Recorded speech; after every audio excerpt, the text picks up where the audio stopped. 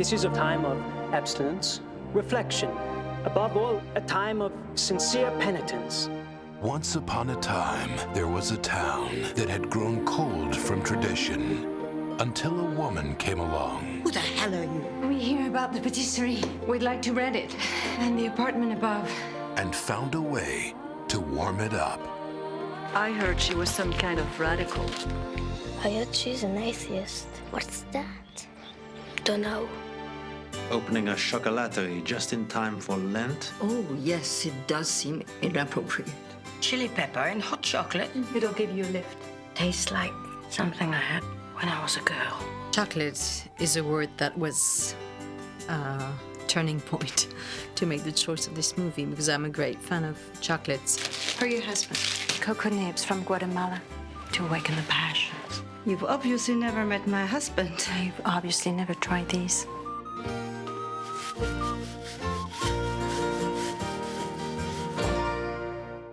You have more of those bean thingies. How many do you want? How many have you got? Chocolate is medicine almost in this movie. It's magic.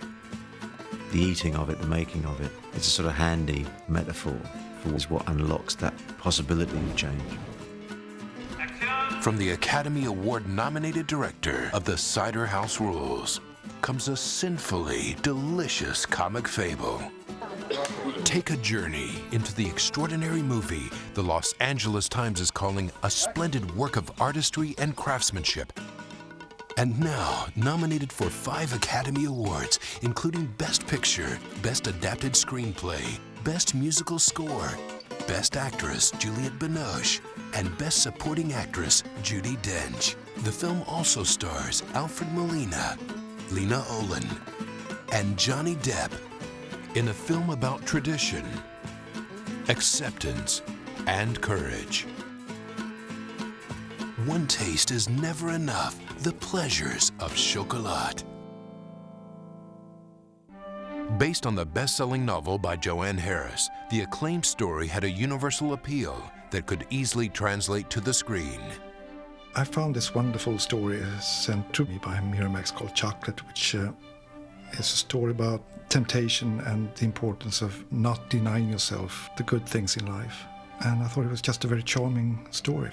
I thought it had interesting possibilities, and there were certain elements to the story that were definitely the kinds of things that we look for when we're looking for material for Lhasa. It's not the average, conventional 1, 2, 3 kick movie story. It's unusual, and it has a cutting edge.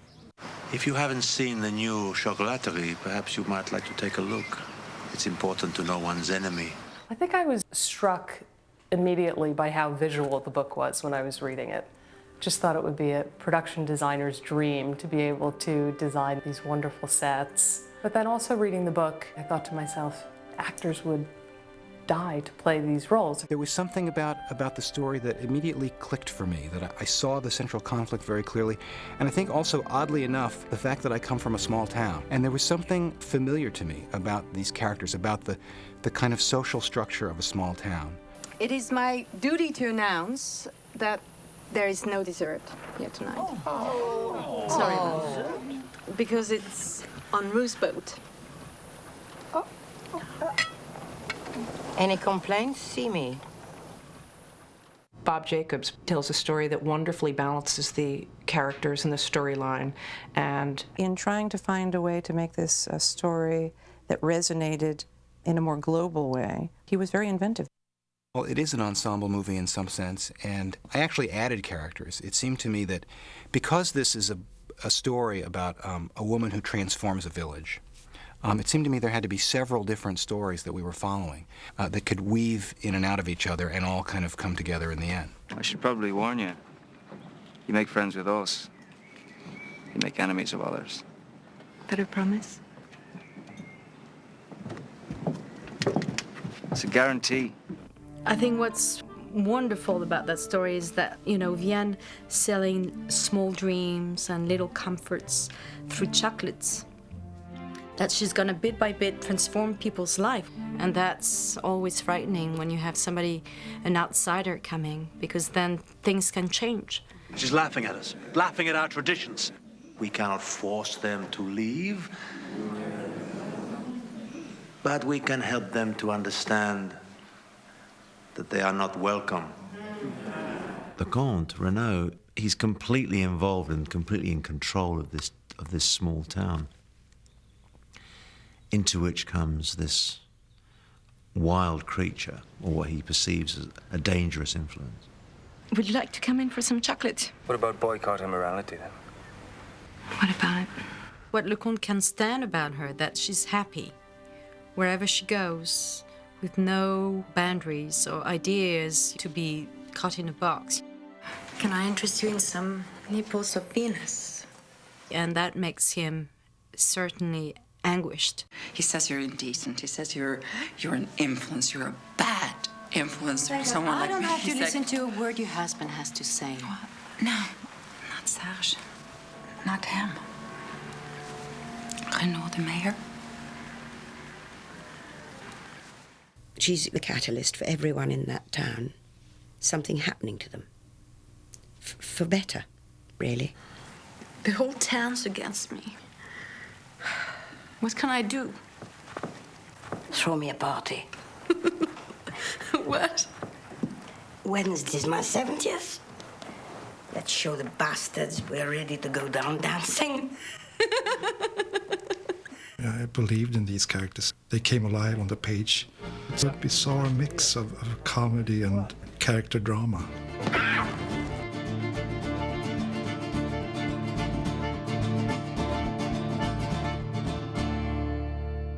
This novel from Joanne Harris had a lot of very vivid and textured portrayals of women in her story. They're all really wonderful role models for any contemporary women. The women in the story of Chocolat are the heart of Chocolat. They're such strong and varied women, all of them. Vianne, obviously, is the total embodiment of a free spirit. When Miramax bought the novel, everybody had Juliette Binoche in mind, and I couldn't agree more. I had no problem with that casting choice. She's just perfect for that part. I think she makes smart choices. I don't see her as particularly ambitious in that horrible Hollywood sense. If art is possible in cinema, then I think she's doing her best to come as close as she can, you know. Do you know I could fix that if you like? Not with glass, but I can make you nice strong without wood, I think. That's nice of you. But I insist on paying you for your work. Well, that makes two of us then. With Johnny, it was very easy to work with one another. I think in the scenes that we have to play, it's more about what's not said than what's said. And when you see a chocolate from outside, you wonder what's inside. And I think our scenes, you know, are from an outside point of view, it's one way, and when you feel the inside, it's different. I'm just very grateful that Johnny took on this part, and to see him be so comfortable in the leading man role. It's the first time he actually plays the guitar for real in a movie.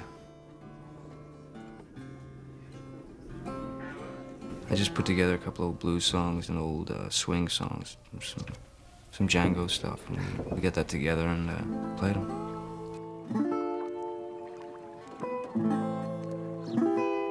My mother used to sing that song when I couldn't sleep.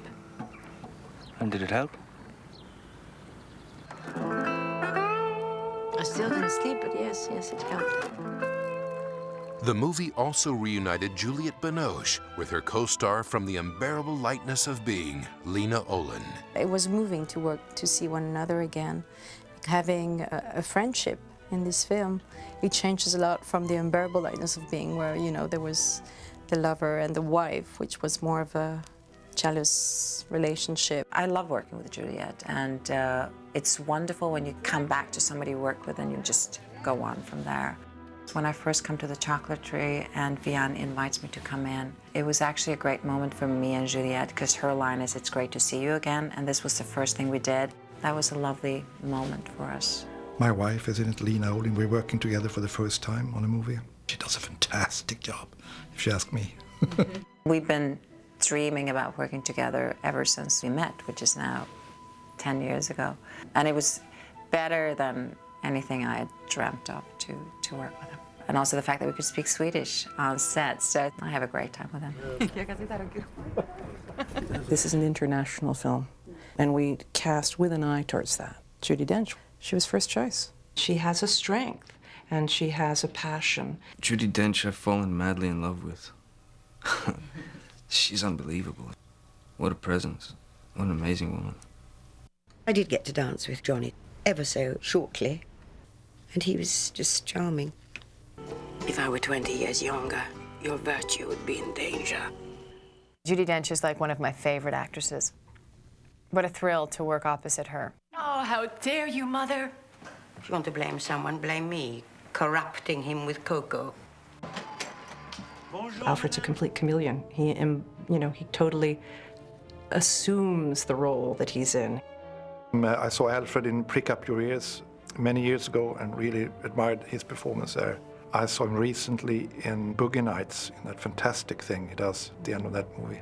I cast him basically from these two widely different performances. It's just wonderful to watch.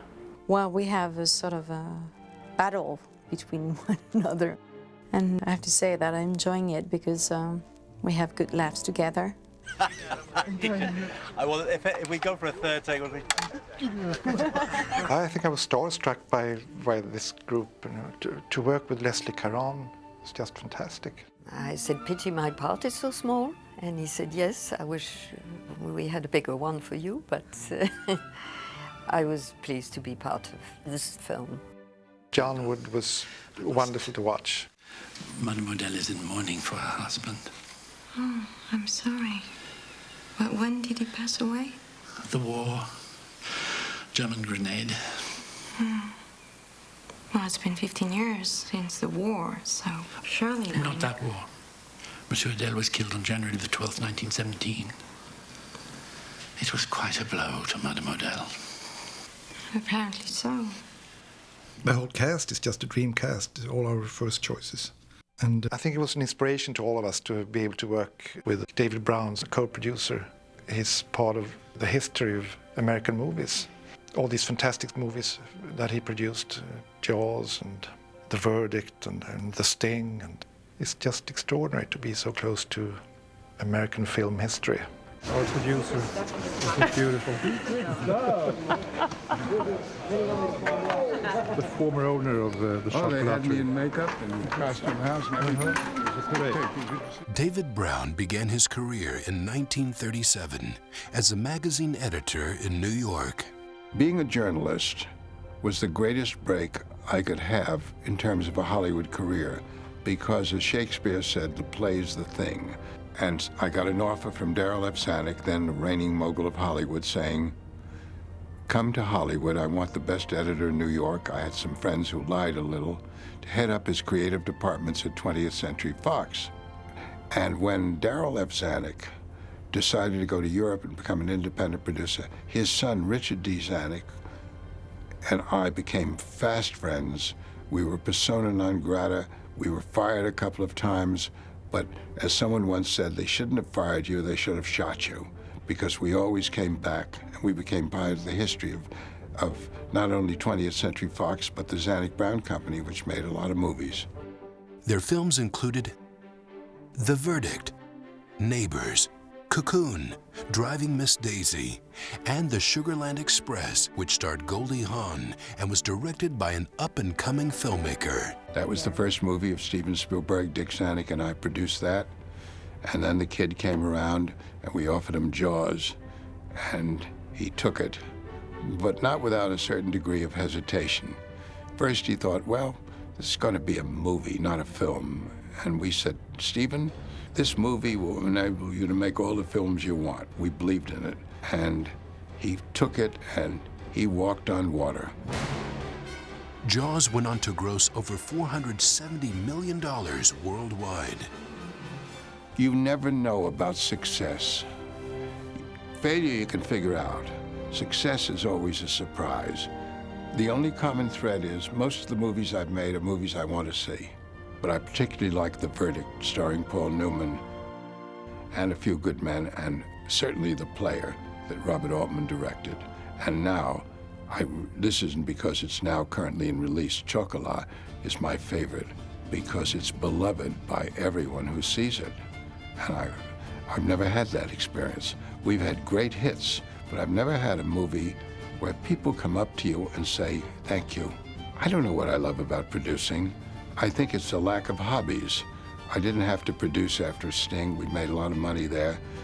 I don't have anything else to do. I just keep going on because, as I wrote in my book, work yourself to death. It's the only way to go.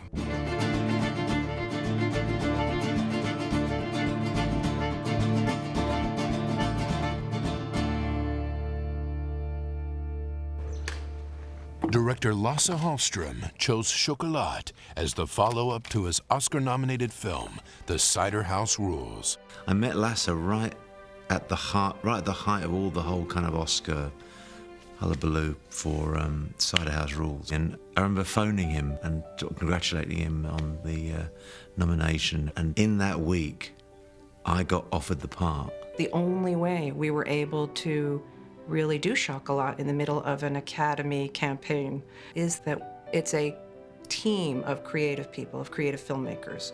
The Cider House Rules really proves and shows his talent. But it gotta be scary for him. Do the follow-up of 7 Oscar nominations can't be easy, but he seems so cool about it. It's an incredible gentleness, and yet you just know that that it's in very, very good hands, that you don't worry, because he knows exactly what he wants, and he does it through stealth in a way, quietly, and it's very beguiling. Like every good director, every fine director, he's a storyteller primarily. Lasse is always hypersensitive to not just the emotions of the scene, the emotions of the actors before going into the scene, the emotions of the crew. It allows you the freedom to be comfortable and to just create something on the spot, not just to stick exactly with the words. You know, maybe find something different. I'm undone, but not my favorite.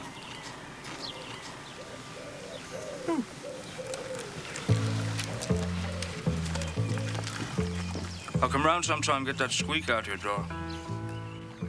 Chocolat is a fable-like story. There are elements of fantasy in it. But Lasse always keeps it grounded in a kind of emotional reality, so that even when something magical is going on, there's an emotional honesty about the performances and about the way the scenes are done that I think is, one of Lasse's great strengths as a director. Good. I think we have a very relaxed atmosphere on the set. Actors are contributing with ideas and sort of a loose improvisational atmosphere that I think will show on the screen that we actually had fun making it.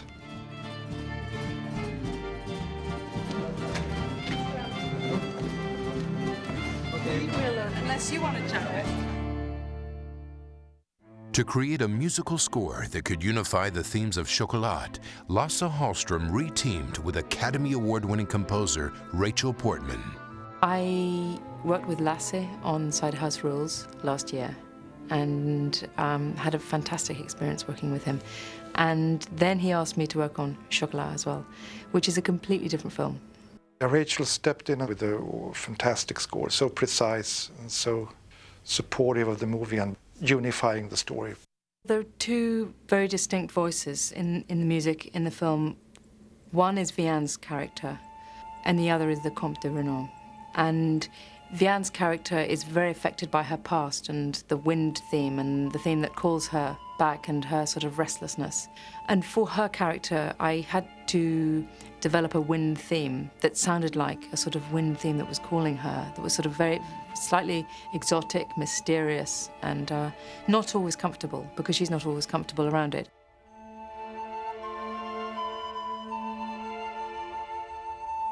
So that was the sort of colour I put into her. I also put into her a freedom when I was writing the music for her, painting her shop and stuff, a freedom and an upbeat and a sort of looseness. And then the other side of the coin was the Comte de Renault's character. And for him, he's much more rooted in the past and formality. So he's a sort of slightly sad character too. I mean, I didn't want you just to not like him because he's the baddie, because he's not. He's more than that. He's not a bad baddie. You feel sorry for him. So His theme is sort of slightly melancholic, and it's much more formal and classical. And for him, I used a cor anglais often in the melody, and sometimes a bassoon. But the bassoon is a bit sort of conservative, and the cor anglais is a bit sort of bitter for when he's feeling his sort of angst and his bitter. The story has a wide range of elements. It's high farce and drama, and she was managing to unify all these elements with her very precise score. It's always nailing exactly what the tone of it should be. That was the biggest challenge. And then my other challenge was to make a balance between themes in the score.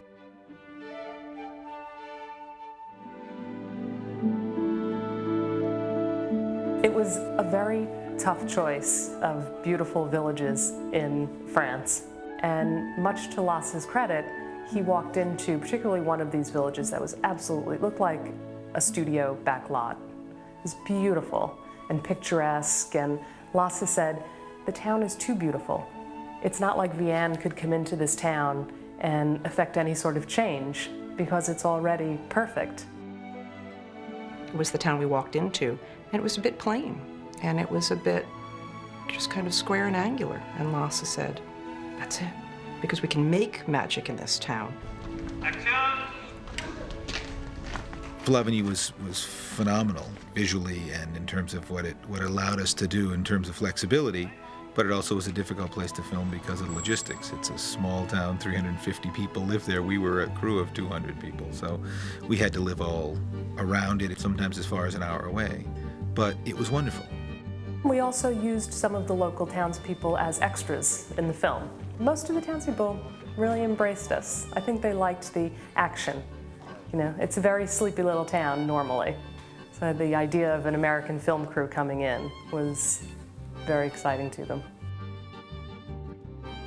In addition to France, the production also shot in the West Country of England and in Shepperton Studios outside of London, where they rebuilt the town square as well as most of the interiors.